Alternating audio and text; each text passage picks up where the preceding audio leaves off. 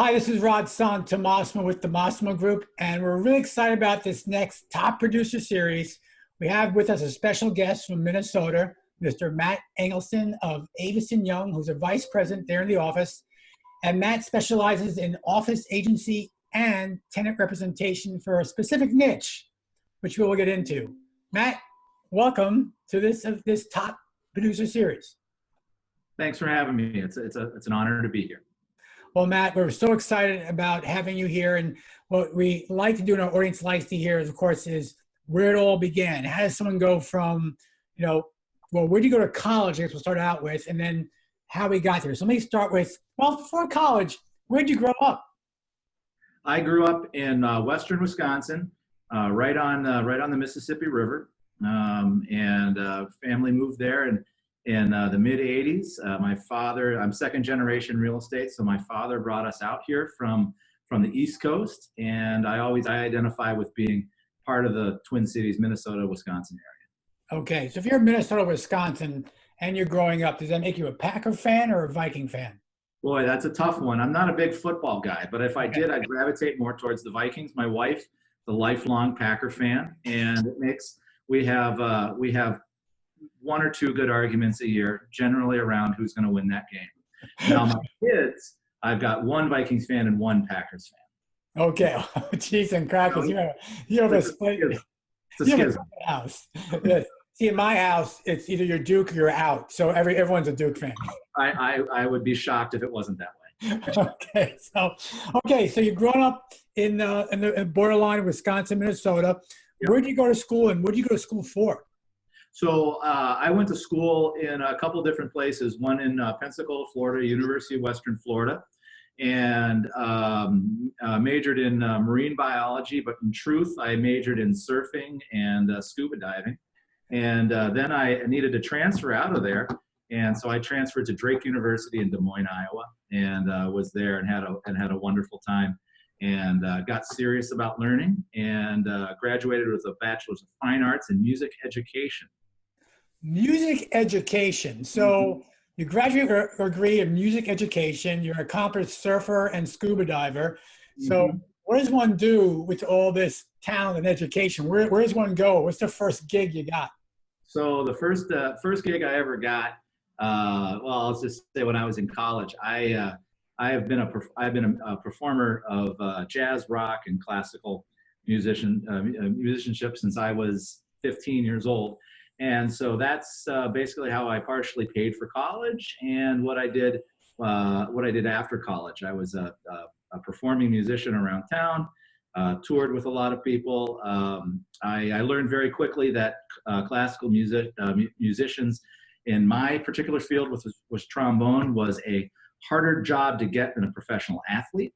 So I quickly pivoted into more local stuff.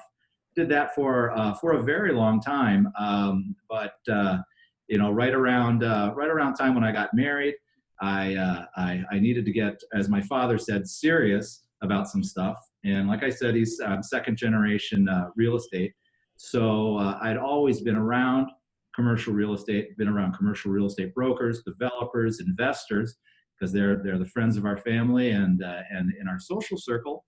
And one day I was walking around with my father, who's my mentor, and he pointed out to a retail center that was anchored by Best Buy, and he said, well, my friend John did that deal, and then he told me what the commission was on that, and I very quickly deduced that was approximately 3.5 years worth of salary if I was a gigging musician for that one transaction. So I didn't know what the term scale was at that time, but I understood that there was a lot easier way to make a living. So I made the switch over there. I started as an intern and in the research department, and I worked my way up from there. When an opportunity came to get in the agency side with a team of 2 top producers, I jumped at the opportunity, and as they say, the rest is history. Okay, so accomplished musician. We'll call this session a sweet note of success, I gather. You're an accomplished musician. You recognize for a variety of reasons you have a generational issue with real estate. It's very similar to me as well. My dad was my mentor. Right. And eventually you find yourself in the family business of commercial real estate. So is your dad actually a broker at this time and you're working with him, or is it a little different? My father and I had a business together after we both transitioned out of the Collier's office in 2006 and 2007. We had a company together until he retired in 2011, and after that, then I had a small stint at the local SDN affiliate in our market, and then I was approached with this opportunity at Avison Young, and it was an excellent fit. So now my father and I work on just family investments. We still own and operate office, industrial, and multifamily in the area here and also on the East Coast. But for most of the time, my father is happily retired. That's fantastic. That's incredible. So we really made a big jump. I want to get some specific things. So your first, because now that you're at the point where you are in your career where you're consistently producing very attractive income, and more attractive, unfortunately, than the trombone gig in the early on. But what were the initial, if you could take back the initial phases of your career when you were an intern and runner and then moving up, your father was a mentor, were there certain things that you were learning that you realized were really the pillars to the success you have today? Sure. One of the things that stayed true to my career in good times and bad times is the need to provide advice for my clients and become an advisor. I'd like to say that that's something that I've always excelled at, but there were always learning moments, and looking back, there was a portion of my career where it was a lot more transactional than it should have been. But because of my background as an educator, and that's still something that I hold very dear to myself today, not only with my clients but also with my team, is getting to the point in your daily operation where you are providing thoughtful and useful advice to whomever it is you're speaking to, whether it's a client, prospect, a friend, family, or even your team members. So that's, there was a core value. That would be one of them. Okay. But you also early on were asking part of a team, a junior for two top producers. So what were they focused on? Was it the agency leasing side that made you so attractive? And tell me about that experience as well. Yeah, I was very lucky. And I shouldn't say lucky, is more blessed than anything else, is to get teamed with two very, very different but top producing brokers. Both were very type A, but one was a little more volatile than the other. And so it kind of learned how to working with each one of them as a young 20-year-old, newly married and, wet behind the ears broker, was a really, really good experience. They were doing agency leasing almost exclusively at the time. And they had probably close to 3 or 4 million square feet under their control, and just didn't have the time to service those Class B and C assets. And so that's where they put me on, and I don't think I would be speaking out of turn. And if it ever got back to them, they would say, yeah, that definitely happened. They actually put me on my first listing before I got my real estate license, and it freaked me out. Driving down the freeway and seeing my name on a sign when I'd just gotten through a class telling me about what you can and can't do in real estate. But I started my best. What happened to me is I got put on a stick-built 50,000 square foot, scratch and dent Class C office building with an average square footage of tenancy in there of 350 feet. So, single person offices. It was a local entrepreneurial owner who couldn't have been nicer. He knew probably more in his, pinky than I knew in my entire brain about real estate.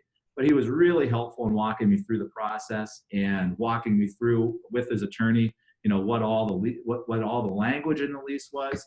And it was a great learning experience. And as I grew, my responsibilities in the portfolio grew as well. So then I was working on more institutional work. and I learned how to report to those groups, why analytics is so important, and data is more important, sometimes more important than the returns is just the amount of data that you can get, and just how to communicate with each one of those groups in a timely manner to make sure that you are, again, providing competent and topical advice to your clients. So where does a musician who goes into real estate acquire a skill set to deal with institutions? A lot of, believe it or not, a lot of learning about education is learning how to communicate and also how to put together plans. If you've ever walked into a classroom, it's more of a, you've got 20 little children, and my specialty was junior high. So I had a lot of preteen kids with noisemakers in their hands. How to get them to be quiet and focused and moving in one direction. And the way that you do that is you have a concise and repeatable plan, day in, day out, week in and week out. And guess what the top producers in this industry do? They plan every day, every week.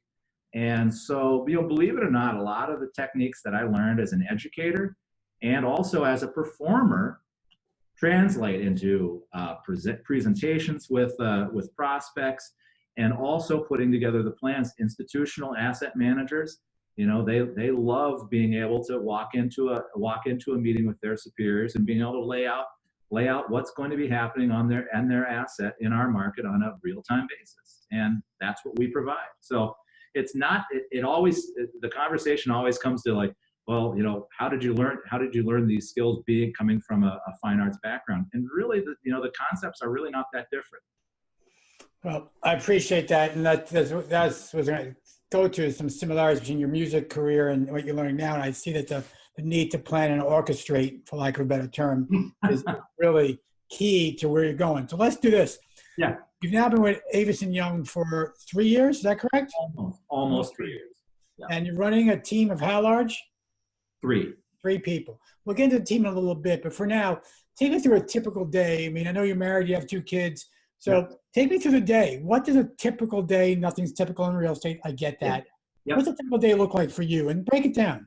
Sure. So I would say 80% of my day is working on presence and prospecting. The last 20 is more along the lines of fulfillment. If we're looking at the find, win, fulfill circle, I would say that's usually how my day works out. Something that's really important to me is getting my kids on the bus every morning. They get on the bus at 7:15, and then I turn around and get into the office. So I'm usually in the office by 8 o'clock. If I'm not, then I'll usually sit back at the house and I'll prospect there. It's a nice quiet place. I've got my notes about who's on my list for that day, and I'll generally prospect there for about an hour to an hour and a half, with maybe about a half an hour of recap about what worked, what didn't, and then any follow-ups that I need to do. Then I'll come into the office, debrief with the team, figure out marching orders or filling in the blanks for how we have already put together our week, ask how, what they need to accomplish that day, how I can help with that, and then we go upon our business for the day there. Generally, my lunches, I'm out with clients or prospects or brokers or any type of influencer in the area. And my wife works as well. So, evening FDOs can be a little bit challenging, but not impossible. Mm-hmm. And so, we usually do either 3 days, either I do 3 days of networking in the evening or she does. And that's worked well for us. But, being around for when our kids go to bed and when they go to school, that's something that's important for us. And, and my team has been really helpful in taking a lot of the busy work or the back office stuff off of my plate so I can go out and further our business. Okay, so I'm going to break that down a little bit from what I heard you say. So you consistently prospect every day. You're there for anywhere from an hour to an hour and a half plus a debrief every day. You know every day who you're going to call. You have a list. Also, you know why you're calling. We'll get into that in a little bit. So your prospecting, would you say it is a consistent, disciplined process in your weekly plan? It is something that I hold near and dear to me. I'm not going to say that it happens every day because that wouldn't be entirely truthful. But a big game changer for my practice, and my income demonstrated that, was the concept of time blocking. being able to block my time off and to say that this is, this is something that is sacrosanct to me, has really benefited myself and benefited my team. And it's something that I've tried to inculcate into not just my team, but everyone else in our office that would care to listen. Okay. So let me talk to you about your team now. You have a few folks in your team. Who are they? What are their roles? How do you leverage them? So my second in command is a gentleman named Colin Olson. Colin is he's been in the business for about 2 years. Comes from a sales background. Has a very good social network. He's an incredibly good golfer and has had a lot of luck creating business from his contacts in that sphere. So Colin and I, like I said, we've worked for 2 years together, and it's been a great relationship. Our business has increased to the point that creating proposals, monitoring due diligence, reporting to our owners has become a time issue for us. So about July of last year, we sat down with our managing director and just put together where we anticipate our business going over the next 5 years. And it was clear even to him that what we needed was a true junior associate, someone who's brand new in the business and has the same qualities that we have, which is passion for planning and also a strong data component. So lucky enough, we had a researcher in our office that had been with us for almost 2 years that had been knocking on everyone's door about trying to get into the business. And it turned out to be, we sat down and chatted with him for probably about 6 weeks. And, it became apparent that he had this, he had the skills and also the affinity to work with us. And so we started him the beginning of this month, and we've been just going through the broker basics with him. And so help the audience understand exactly what does a junior do for you. So a junior right now, his responsibility is basically just as we've said, just to be a sponge.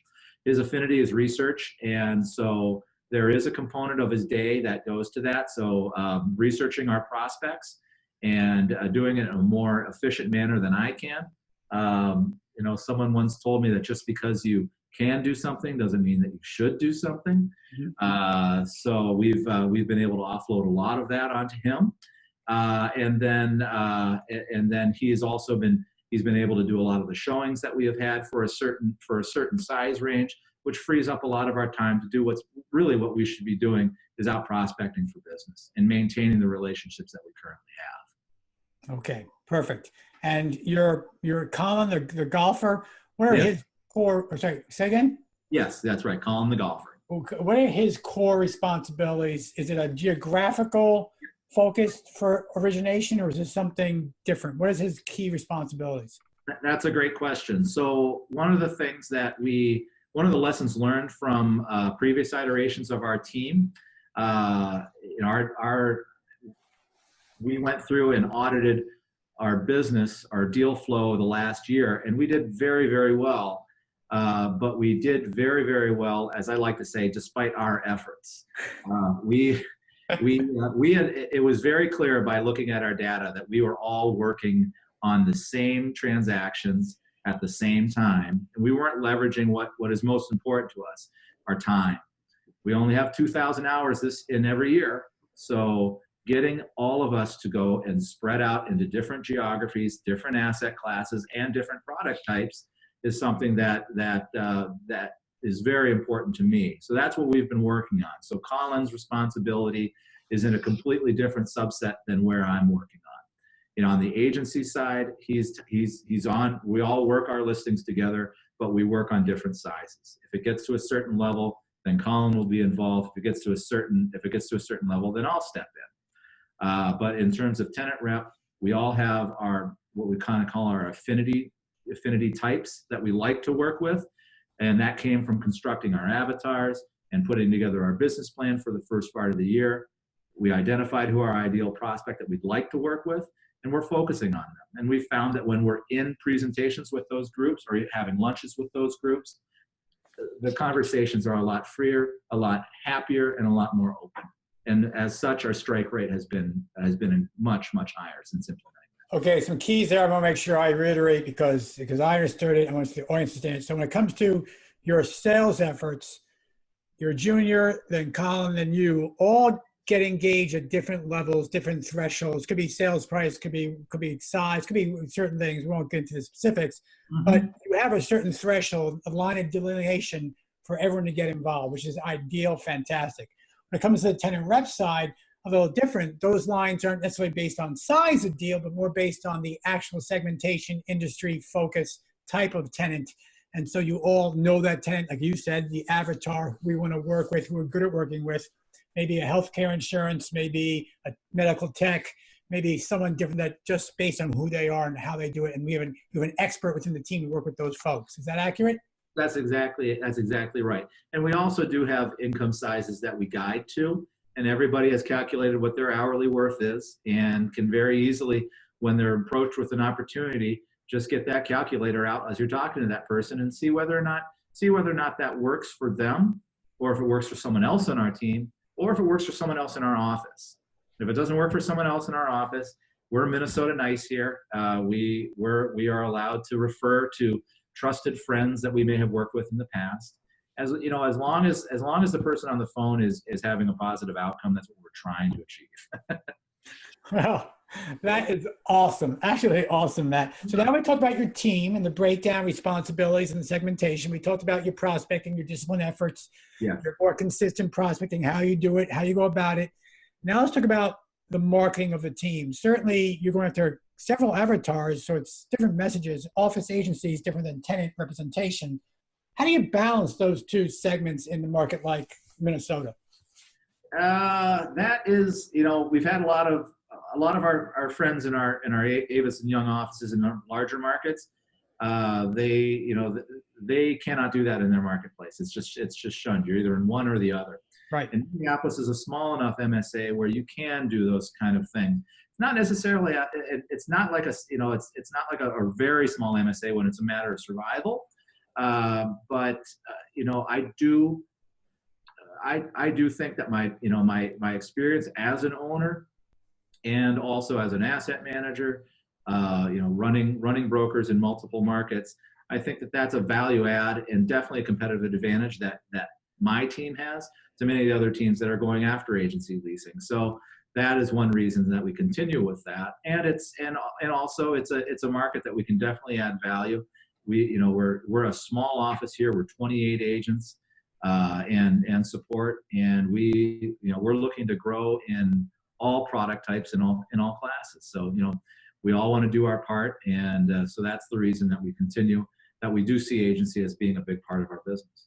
Okay, well that's fantastic. So from a marketing side though, how do you all market? Give me a little ideas, not too detailed, of course, but little ideas of how you create a presence as the resource in the office environment of Minnesota. Sure. So presence is something that we work on every day. It's something that I will work on until the day I retire, likely, and it's something that I don't think I'll ever be truly satisfied with, which is great. I love that kind of challenge, and since engaging in the coaching process, the one thing that was very apparent to me is that in my career, my presence was very, very light in the marketplace, and it's something that I still need to work with every day, because my personality is entirely opposite than forward facing and screaming from the hills. I'm more of an introvert. And if I'm at a networking place, I'm not in the middle handing out business cards, but I'm not on the outskirts waiting for the event to end. I'm somewhere in the middle. So how do we get our message out? I feel very comfortable when I'm delivering